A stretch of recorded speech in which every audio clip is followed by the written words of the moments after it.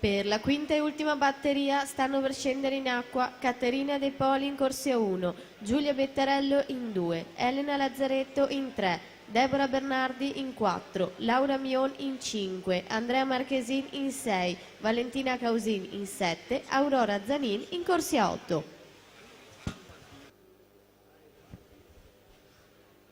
Eva Bende, atleta della Slovenia, in vantaggio ai 50 metri, 33,79 dalla quarta corsia, con Linda Caputo in seconda posizione, 34,06, già un margine di vantaggio ampio di queste due atlete nei confronti del resto del gruppo.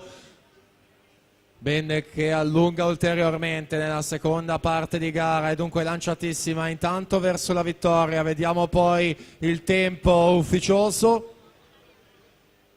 1:09,48 è la terza nella classifica generale. Linda Caputo 1:11,28, quinta, quando manca l'ultima batteria.